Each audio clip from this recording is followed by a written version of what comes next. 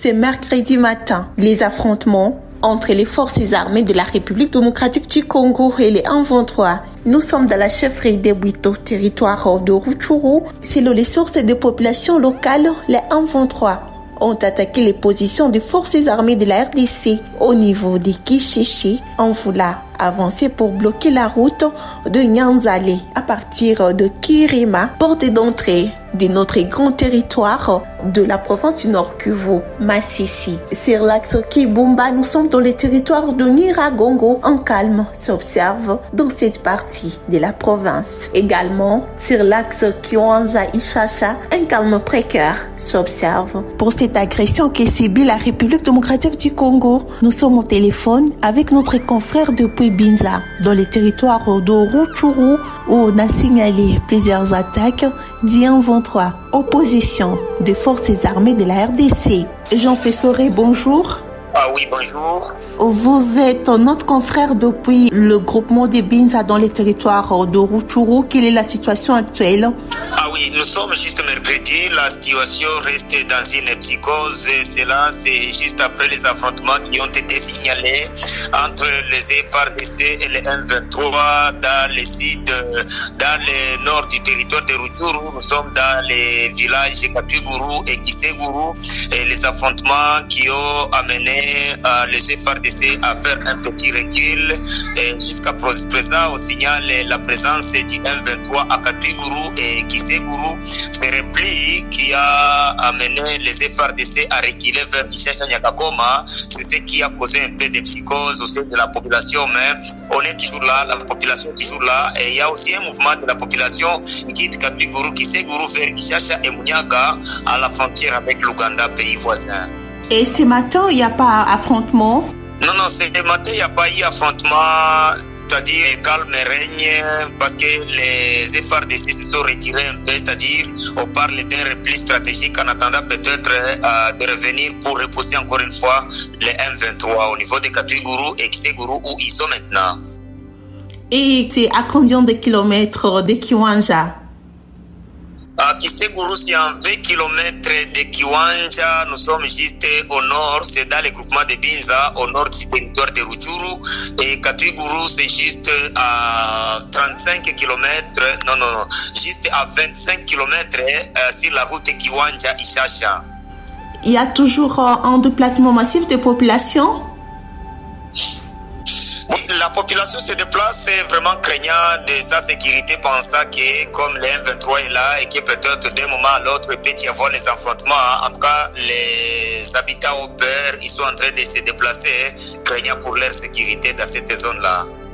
On peut avoir un bilan côté population civile pendant ces affrontements? Bon, jusque-là, vraiment, il n'y a que des bombes qui ont frappé deux maisons à Kiseguru, Gloire à Dieu. Les habitants étaient déjà cantonnés, on a été un peu à côté, c'est-à-dire il n'y a pas eu de blessés ni de morts, mais au moins les maisons sont détruites à cause des bombes qui ont été larguées sur le terrain par les M23 dans cette zone-là de Kiseguru. Jean Sessoré, vous êtes notre confrère depuis le groupement de Binza dans les territoires de Rutshuru. Merci de nous faire toutes ces précisions.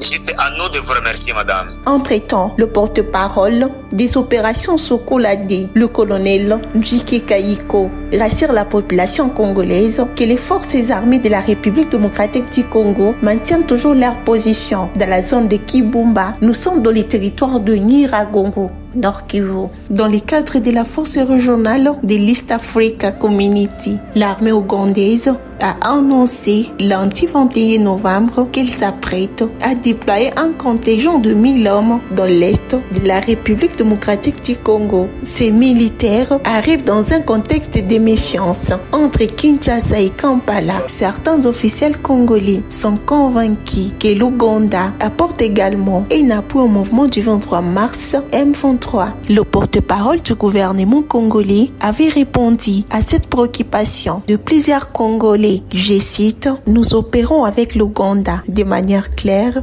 à Beni contre le mouvement terroriste ADF. Nous avons évidemment entendu des informations disant qu'il y aurait une implication de l'armée ougandaise dans les événements qui se sont passés. Et voilà, ce sont des faits qui sont en train d'être retracés. Les moments venus, dès que les détails seront prêts, nous pourrons vous donner la position du gouvernement quant à ce avait indiqué le porte-parole du gouvernement congolais dans un point de presse tenu à Kinshasa. En rappel, nombre de militaires ougandais sont sur les sols congolais depuis plusieurs mois dans le cadre de Shuja, l'opération conjointe lancée depuis le 1er décembre 2021 contre les groupes armés dans le mouvement terroriste des forces démocratiques alliées ADEF, l'association congolaise pour l'accès à la justice. ACAJ, pendant ces temps, cette association dit disposer de témoignages crédibles sur l'implication de l'armée ougandaise aux côtés du M23 et s'oppose au déploiement de nouvelles troupes des militaires ougandais en République démocratique du Congo. Le pays contributeur de la force régionale de la communauté d'Afrique de l'Est se mobilise pour envoyer leur contingent dans l'Est de la République démocratique du Congo après les Burundais. Les Kenyans, les Ougandais sont annoncés pour bientôt. L'association congolaise pour l'accès à la justice marque son opposition à l'arrivée de nouvelles troupes de l'armée ougandaise qu'elle accuse d'être impliquée dans la guerre en cours aux côtés des M23. Cette organisation dit détenir des témoignages crédibles en rapport avec sa prise de position. Je cite, « Nous avons plusieurs témoignages crédibles qui établissent que l'armée ougandaise prend parti et apporte une aide indispensable en termes de munitions, renseignements et moyens logistiques au mouvement du 23 mars M23. Cela veut dire c'est une aide laquelle les M23 ont pu conquérir les localités qu'ils occupent aujourd'hui, a confirmé Georges Kapiamba, président de l'Association congolaise pour l'accès à la justice. Certains de militaires ougandais sont sur les sols congolais depuis près d'une année. Dans le cadre des Shuja, l'opération conjointe avec l'armée congolaise lancée depuis le 1er décembre 2021 contre les groupes armés dont les rebelles des forces démocratiques alliées ADEF dans les territoires de Beni et Irumu. Les contingents burundais s'est positionné depuis quelques mois dans la province du Sud Kivu. Le Kenya, qui à l'initiative de cette force régionale, a envoyé 900 soldats dans la ville de Goma. Nous sommes au Nord Kivu. L'association congolaise pour l'accès à la justice, comme plusieurs autres organisations, recommande plutôt le renforcement des capacités des forces armées de la République démocratique du Congo au lieu de compter sur les forces étrangères. Le président de cette organisation déclare, je cite, « Les étrangers ne peuvent pas faire mieux que nous-mêmes. Nous sommes les seuls à mieux organiser notre défense et notre protection. Donc, les gouvernements ont l'obligation de mobiliser tout le moyen pour faire monter en puissance les forces armées de la RDC pour leur permettre d'écraser les M23 et toutes sortes de forces négatives en République démocratique du Congo, a recommandé le président de l'Association congolaise pour l'accès à la justice.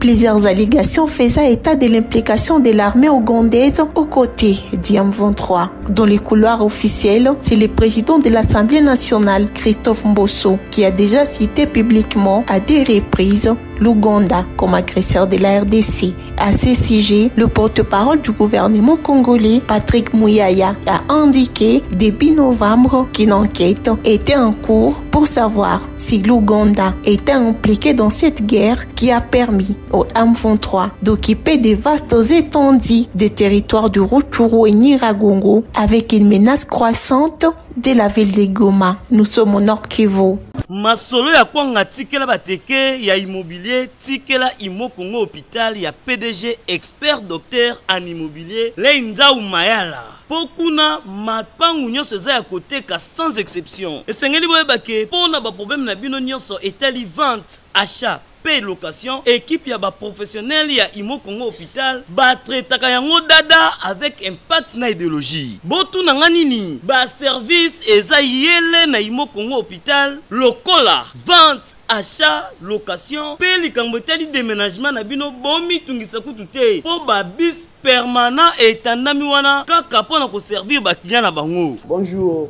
ezanga président ya Imo Congo hôpital. Tobe un hôpital pour la nini. Donc toute personne ozoluka ndaku ya kofutela to ya kosomba pana biso baza ba maladie en immobilier. Alors nous sommes là pour na traiter cause ba solution. Muto ozoluka villa, concession, terrain vide, même en location ou bien achat. Donc moi et mon équipe, nous sommes disponibles pour nous avoir la solution. Faites-nous savoir tous vos besoins immobiliers et nous nous chargerons du reste. Imo Congo nyonso ya côté sans exception. Il m'a pas nyonso ya côté sans exception. Voilà route de Matadi, beaucoup d'infirmières, d'infirmières bazali, bakoyamba bino bakosala musala comme il faut. To bengi bino ebele ba maman ba papa, ozala posa achat, vente, location. Toza wana pour kopesa bino ba solution ya ebele. Mama kozala no de cité toza awa biso moko okoti ozu lobiko na yo. Et mapangu nyonso ya côté sans exception. Biso na Imo Congo hôpital, mapangu nyonso ya côté sans exception na bino. Ya solo bondi melanga masolo ya immobilier botikela yango Imo Congo hôpital. Pokuna mapangu nyonso ya côté sans exception. Kodutete na bino pesa ya côté.